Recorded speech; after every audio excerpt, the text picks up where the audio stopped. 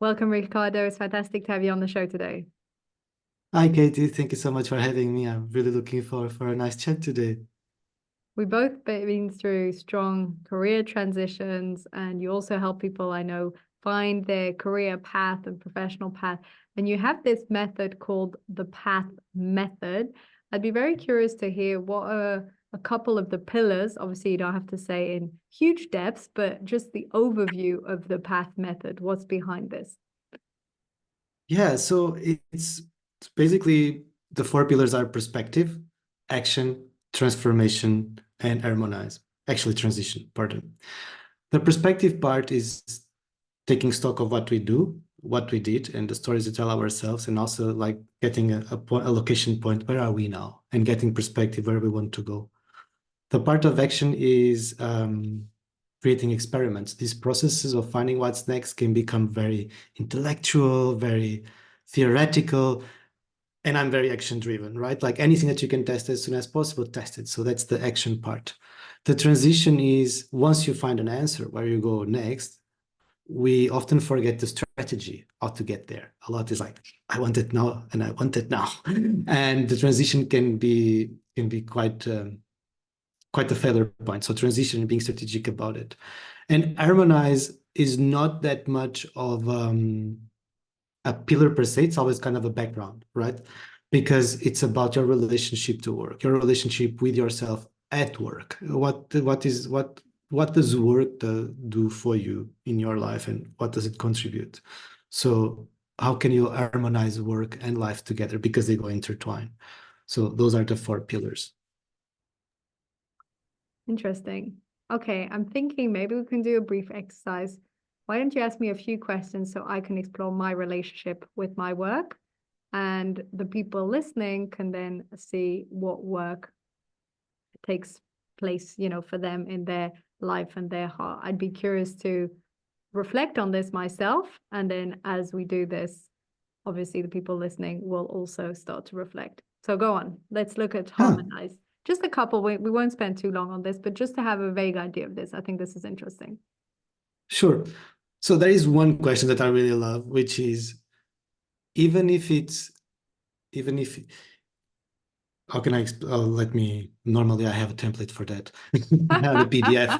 I have, but so even if it's convenient and I'm able to, I will not do something. So in your case, what is something that would be convenient for you to do? You are able to do it, but you would not do at the moment. Interesting. Hmm. I mean, I think probably more marketing, though I'm not sure more marketing is actually that convenient. Not sure if there's something actually convenient that I'm not doing, choosing not to do. I think for me, the way I look at things is the things I choose not to do are the ones that aren't aligned. And therefore, things that are convenient and quite easy, I do. So I'm not sure there's something that's inconvenient that I'm not doing. If that makes sense. Or convenient that I'm not doing. Hmm. But it's an interesting question to reflect on what's something that we could easily be doing, but we're choosing not to do. And then to explore maybe if it's we're doing it, not doing it out of fear, or if we're not doing it because it's not aligned. You know what's one thing that's just come to my mind? I have been thinking about doing some daily lives on YouTube and Insight Timer, or if not daily, every week. And that would be quite easy, to be honest, to set up. And I'm not doing that. I guess it's a matter of prioritization, but that would be one thing. It's true. It's an interesting question because it helps you to think a bit outside the box. Okay, what's another question? Another question so we are going on a sprint here, right? These normal questions take a lot of time to explore. So I will not ask all of that at once, just for reference. But I think another question that is interesting is what would be an evolution in your career and what would be a total revolution? Interesting. Okay, so for people listening, you can either think of this as your career or you can think of it like in your business. So what would be an evolution, for instance, in my business? Some people use the word career generally if they're more in a company, or business if they're more entrepreneurs. So it'll be an evolution in my business and a total revolution. Yes, and that makes me think of what Marshall Goldsmith says, what got you here won't get you there. So the evolution is sort of what gets you here and you go one step above or so, but then the revolution is, can you 10x? And it's not just 10x income. Can you 10x impact? Can you 10x the amount of fun you're having by doing something totally revolutionary? Very interesting. I'm not going to answer this, otherwise it would take up the whole podcast. But I'll take it as a note to write in my journal. But it's a really good reflection point. Last question, and then we'll continue with the core topic. Mm-hmm. Another thing that I like to do is not so much of a question, right? But I think it's very hard for us to tap into our own selves sometimes because of fears or lack of confidence and so on. So one of the things that I tend to encourage is to think of yourself in the third person. I come from the fine arts. I love comic books, so I like drawing, right? So I bring drawing also to this. One of the things that I will like to do is, if you think about of yourself as a superhero, as a third person character, how does it look like? What kind of powers do you have? Where do they come from? And normally there is a template that you can draw your own superhero, and people surprisingly, even the most like, oh no, I don't know how to pick up a pen out, they go nuts with it, right? They love it.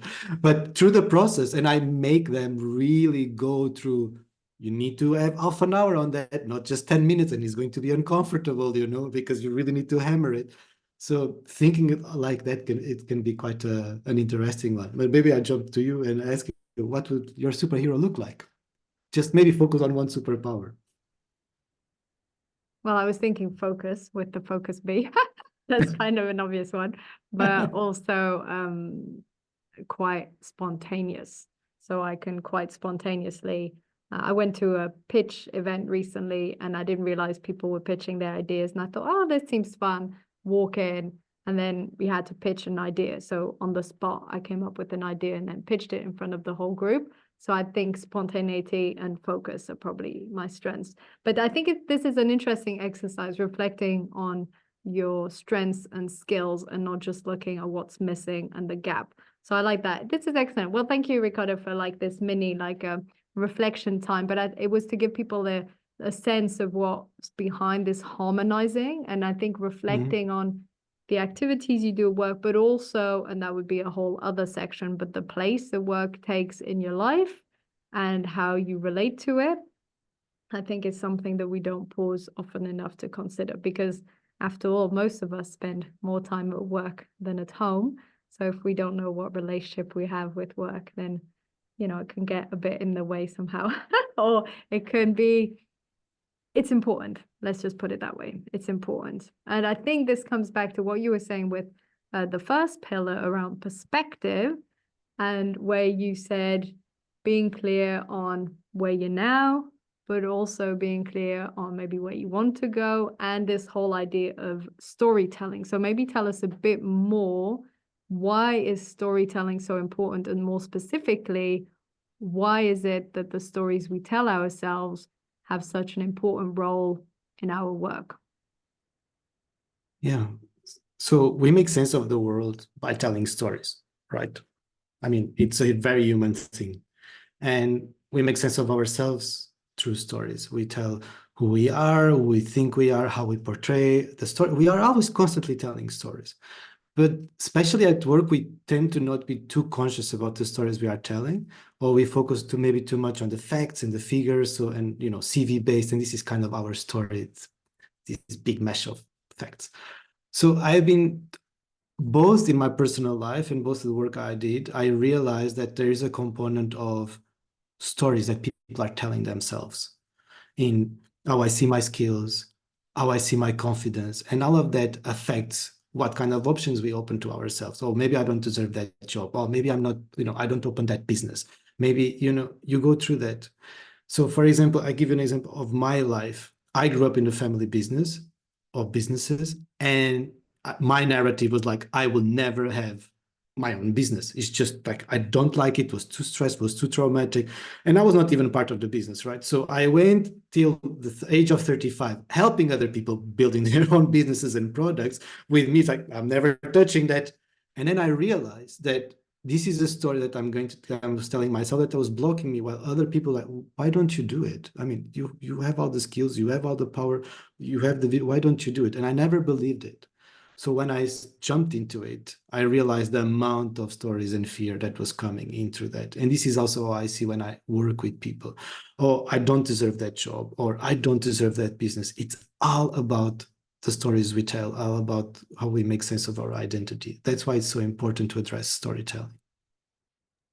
Often, though, when we tell ourselves these stories, there's some background. Like in your case, it was a background of you having a family business and it was quite stressful. So let's take the example of someone who wants to start their own podcast, for example, and their background might be that they're very shy and reserved and they struggle to speak in public and they don't know how to ask people to be on the show. They feel afraid of the rejection, etc. So there's a lot of stories going on there, but there's also a lot of proof that they've gathered throughout their lives that this is something that's not easy for them. Let's put it this way. How would you help, let's say, someone who wants to start their own podcast, who has these blockages, these fears, and who also has maybe this past that has shown to them that this is something that's, let's say, quite out of their comfort zone, and they're not sure that they can carry this through? That's very funny that you mentioned that, because I literally had a client 2 weeks ago that was going through exactly that. So, and I can take that as an example because it was very much that. And I think one can go into the psychology and all of that, and why you're telling those. I cannot go there as a coach, right? That's the work of therapists and psychologists. So how I help this person, for example, what was blocking him was two things. Either was the project was too big, so there was way too many things, and there was this fear of rejection, the fear of putting myself out there and people don't want to hear me, or so we start slowly breaking down what's blocking you, right? And actually what was blocking is the plan was so big, and the fear of rejection was so big that he could not even think about the small steps and how to digest this into small actionable steps. So the overwhelmness added to the nervous and the shyness. We cannot take away the shyness, but we can build something around that creates confidence, so you can create a buffer for your shyness. And so it's not about putting the shyness away. No, it's there, but how can we buffer it? And in buffering is like, what is the minimal thing that you could do? What is the really tiny steps that you could take that make you feel proud and make you feel you're progressing? And in that case was just, well, I just need to create a small page, a small description. I need to create a logo and put it out there and tell my friends. And in a week, it did that. And it was like, oh, it feels amazing. Now I feel a little bit more confident. And I'm thinking about the guests that I can hire, the shyness is still there, but you are building the buffer that allows you to deal with that shyness and build the foundation of confidence. And confidence is not the end point. It's something that you build. Confidence is a result of the work that you put in. So in that particular step, in that particular example, that's how we did it. Amazing that you actually had a client that went through this. And for anyone listening, now you know if you want to start your own podcast, little steps, brick by brick, and building up your confidence. And absolutely, it's not about totally changing your personality. There are many podcast hosts, for example, who are very shy or more introverted, and they still host a podcast. So this is absolutely can go together.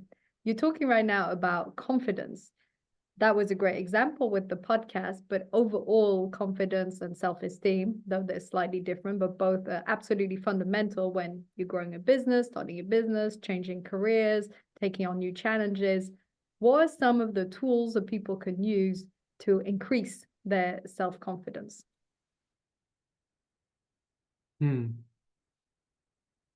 It depends on the person, right? And it depends on the situation. I think a lot of it is gaining perspective where this lack of confidence, this lack of self-esteem is coming from. And again, I think the mental model that we use with the podcast, the same applies here. I deal with a lot of a lot of imposter syndrome in my work. I deal with a lot of people who have been maybe in toxic environments where their confidence was completely ripped away from. So we build trust and we build confidence in themselves by revisiting what they did and understanding what kind of stories they are telling themselves. So for example, even a bad project or a bad business, you might shove it into your emotional under the rug kind of thing, and you don't want to process it, you want to talk about it. But even there, even then the negative experience, there is gold that you can dig out and really like, oh wow, I can see this from a different perspective. So it's really changing that perspective that helps build self-esteem and self-confidence, because it's a result. So a lot of it is exposure. I also have people who never like, oh, I don't want to put myself out there, but at the same time, I need to get clients. So how do I communicate with them? It's all exposure, right? It's all creating this safe space and these safe steps that are tailored to you. For example, networking. That's a topic that is always coming up. I'm not a social person. I don't know. I cannot go outside. Like, networking is super important.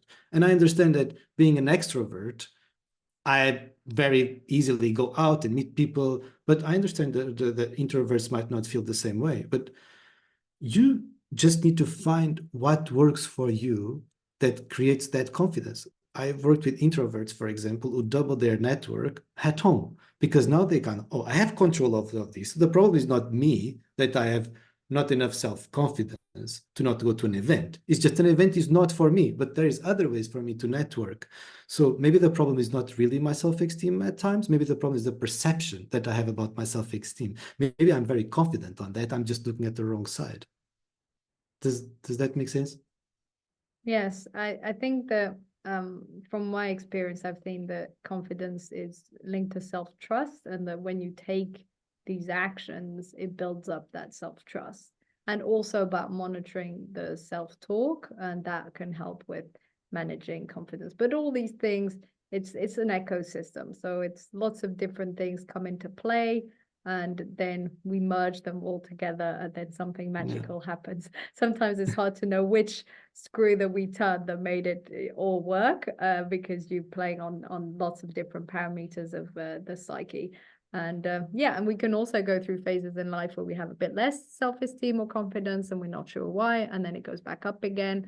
A lot of things can happen in life to tint to that. Linked to confidence, but slightly different. I read one of the articles that you wrote around fear, and I think fear is such an interesting topic. And for all the entrepreneurs, business owners listening, fear is sort of part of the daily work.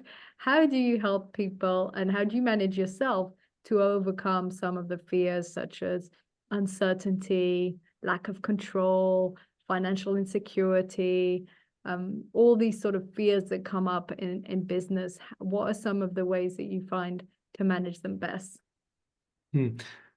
Let me by telling you a very specific story. So in Germany, I live in Germany, sorry. In Germany, they have a word in German that is called Briefkastenangst. They have a word for everything, and it means literally fear of the post box, because it's such a country that is based on post that you always constantly receive. If you open a business in Germany, you're going to have a waterfall of paperwork running through your post box. And look, before having my own business, which was like 2.5 years ago, I always, and I'm a grown-up man, I always had to have somebody with me to open the post box, because I had so much crippling fear of opening my post box, because I was always afraid, taxes or forgot to pay a bill. It was a bit incomprehensible, but I had that fear. So opening a business in Germany was just, how am I going to deal with this? I cannot. This is for real. So for me, it took me first, and the same system applies to everything. I need a support system. I need a buffer. I need somebody that helps me to do this. So my partner was there with me. He's like, okay, we're gonna open the box every day, and then I started to open the box myself every second day, and then I started to gain. Then things started to switch, and I started to, where's the letter?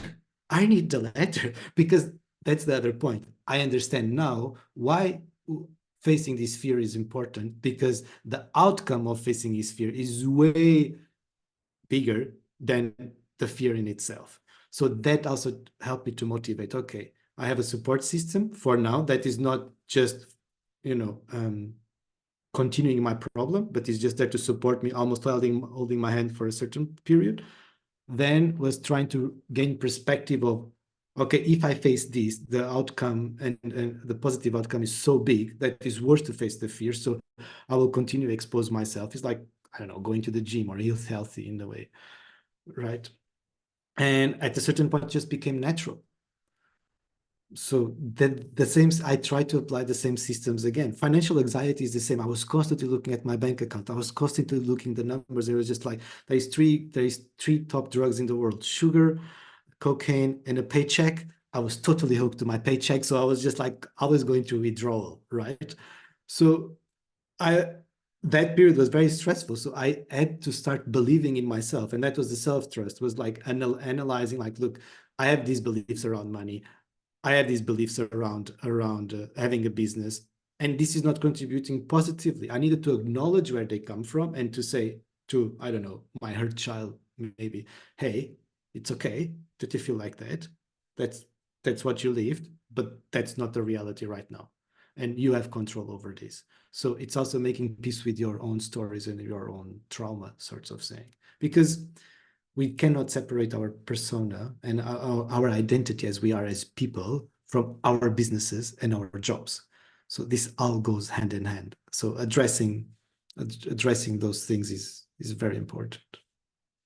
So you said having a support network, exposure to whatever it is that makes you afraid, and addressing things. So not leaving them under the carpet or hidden, the elephant in the room, but actually facing them and facing maybe the stories or the traumas or whatever is linked to that. It's true that entrepreneurs are brave, and I forget it because when you live like that sort of all the time for several years, you're sort of used to that underlying tension or underlying fear or uncertainty, and it's like you said, you almost look forward to it in the sense that it gives a rhythm to your business and your life, and sometimes it's a bit lower, but then you get great projects and exciting things happen, and then you're like high, and so it's a sort of a fun ride. But I like what you said about well, both actually, support and exposure. Support, I think, is something that the people forget. And if there's anyone listening here that is the sort of person who likes to do it all on their own and be the strong one and tough, if you have your own business, actually, even if you don't, it's great to have a support network. But on top of that, if you have your own business, no one just makes it on their own. You know, they have co-founders or a team, or at least a coach or an accountability partner. And I think for me, having a coach to express the fears, deal with them, go through the ups and downs, shifting the mindset from scarcity to abundance, etc., shifting from victim to ownership, and all of these things, it's incredibly powerful. So support, super important. And I think when we say, you know, how can you manage fear? A lot of people will be like, oh, okay, so, you know, he's something I do, he's something this and that. And the first thing you said, okay, is have a support network.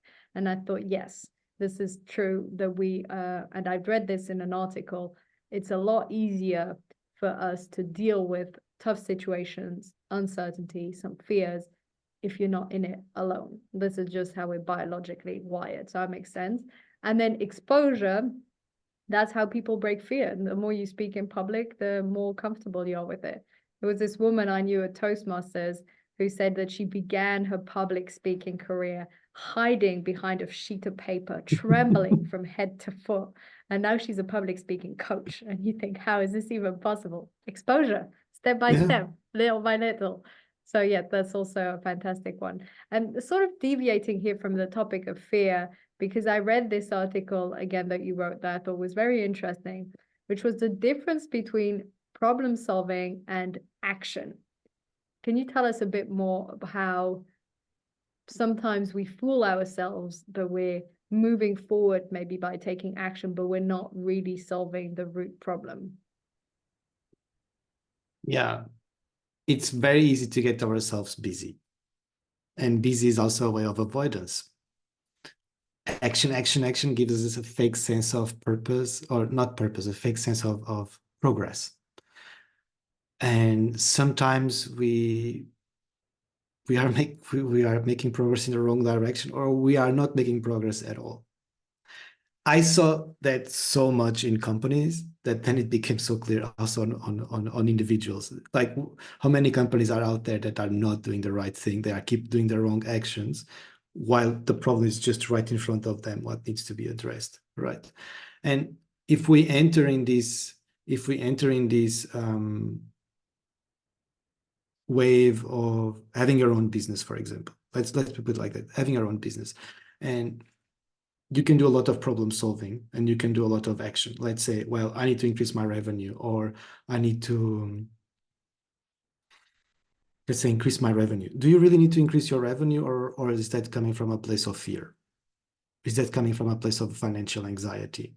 Because I saw it in my business. Do I need to increase the revenue, or do I need to be more patient? I could put a lot of action to increase the revenue, and I did. I created the course. Took me months to create the course, recording video, never put it down, never put it out there. I created a lot of programs. I created a lot of products and PDFs and offers everywhere. And then I realized, look, what I'm doing, what the original thing I'm doing, it's correct. It just needs time. Putting more action is not helping. So what I needed to solve is my financial anxiety, not putting more action. And I think this idea of problem solving and action is understanding, am I putting action in the right thing? Am I solving the right problem? Because then on the surface, it can feel that you are solving the right problem. But then the deeper level is just, no, there is something underlying that you are trying to cater, but you still didn't got it. I'm not sure if this makes sense with this example, but Yes, and I remember vividly exactly that. Taking a million actions, writing more newsletters, doing more posts, doing all these things. And at the end, it's shifting your money mindset, actually. So facing the financial insecurity, but also shifting your whole relationship with money. And then patience, alignment, and that actually works. And now I have this sort of, it's not really a rule, but kind of like a rule with myself, which is I don't take action unless I'm 100% clear what's the point of it. So I've literally, deleted my Instagram and Twitter. I just have my LinkedIn. I'm not even doing my newsletter at the moment. So I have as little action, just movement for the sake of movement as possible, so that if I take an action, it's something very specific and aligned. I will, write this specific article because this is a topic that I talk a lot about and it's important, and I will publish it in this magazine, or I will prepare the next workshop I'm doing, or I will prepare this podcast, or I will reach out to this specific person because I think this could be a great fit. And so this means when you work super intentionally like this, that sometimes with the ebb and flow of business, sometimes, fully booked from 8 till 5 or 6 p.m. And sometimes you've got a bit of a dip. And this always happens because if you're fully in the business and it's just you, then there is no space to sort of generate new projects. And so because you're just executing the projects you have, and then when you have a bit less, that's when there's a gap. And in that gap, it's exactly what you said. It's not falling for the trap of, let me just take a ton of action because now there's a bit of a dip. It's, let me pause, reflect, learn a bit more, read a bit more, think about my core offer, etc., and not just do lots of stuff to do lots of stuff. So I eliminated that from my business, but this means constant, strong proactivity, or if you're not being proactive on something, the ability to be brave enough not to work. That sounds crazy. But if you suddenly have an afternoon free and you just maybe don't work because right then, right there, you're not sure what the aligned action to take is. And it's a far better use of your time to go home, read a bit, walk, listen to a podcast, and then your brain starts to go, oh, you know what? Need to reach out to this person, can write an article on this, and then everything starts to flow again and you take action. That's very brave, I think. That's my perspective anyway. No, totally. And I mean, I feel brave when I allow myself to take those breaks, and to take that. Normally is my partner that says, I think you don't need to work right now. You can enjoy your afternoon. Thank you for the reminder.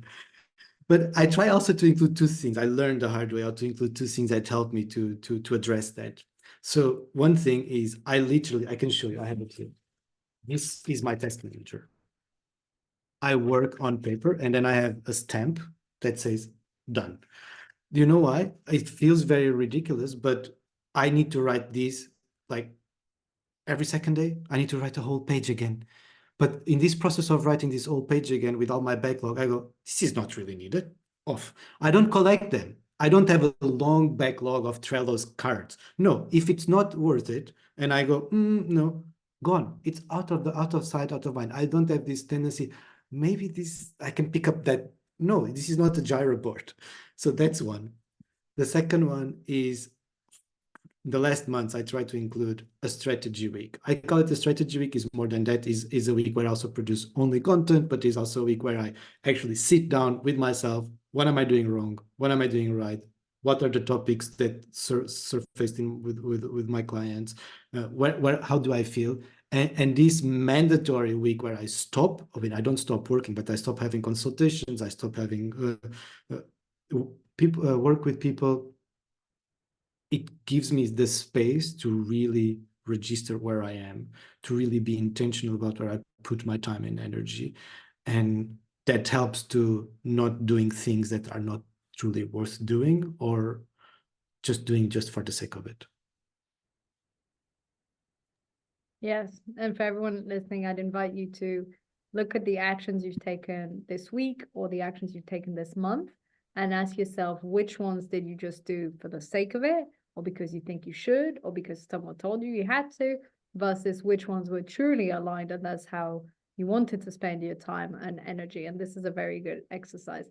Thank you for sharing those tools. We're already at the very last minutes of today's episode. This has gone by very fast. Thank you, Ricardo. It's been very interesting hearing about path and the harmonizing and then shifting perspective, storytelling, fear, confidence. We've gone through a lot of different topics, and now action versus just, being in movement, but not really problem solving.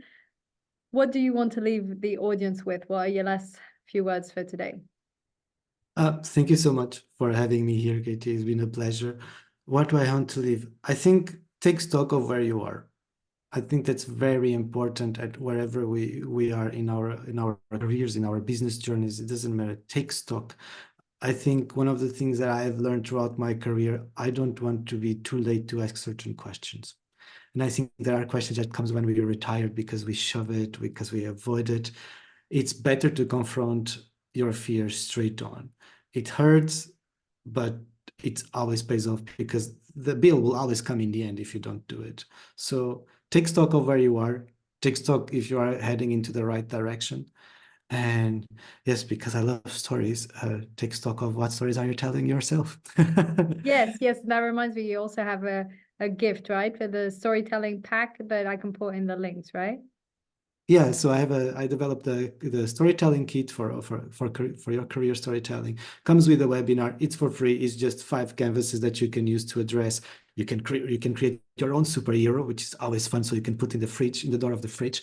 You can take stock of where you are in your career, like really make a retrospective, what you have done, what went wrong, what went well, and what stories did you tell yourself, and creating a Lego system to reinvent yourself in the future, which in the world we live in today, I think that is going to happen more often than we care to admit. Yes, for sure. Thank you so much, Ricardo. Thank you for being on the show today. Thank you so much, Katie.